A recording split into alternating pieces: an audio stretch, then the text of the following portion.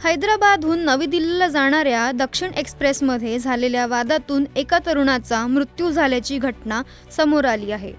चालत्या रेल्वेत एका बोगीमध्ये हाणामारी झाल्याने तरुणाचा मृत्यू झाला।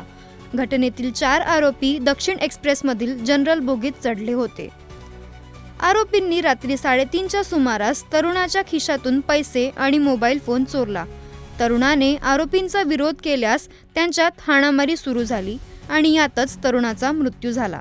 याबाबत माहिती मिळताच लोहमार्ग पोलिसांनी सर्व रेल्वे स्थानकांना अलर्ट केले असून 4ही आरोपी पोलिसांच्या ताब्यात राहणार आहेत। घटना घडल्यानंतर दक्षिण एक्सप्रेस नागपूर रेल्वे स्थानकावर पोहोचल्यावर लोहमार्ग पोलिसांनी तातडीने या प्रकरणी तपास सुरू केला आहे।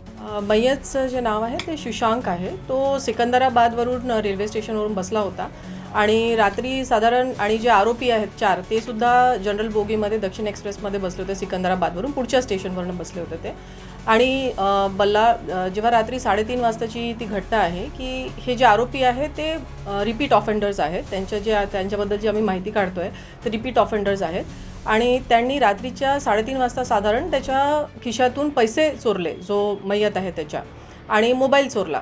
तर तेव्हा मग त्याच्यावर तो आरडाओरडी करायला लागला। तर ते आरडाओरडी केल्यामुळे मग याने त्यांना लाथाबुक्क्याने मारणं सुरू केलं। तर आजूबाजूच्या सगळेच लोकांनी ते बघितलेलं आहे, त्याच्यामध्ये सगळे विटनेसेस आहे।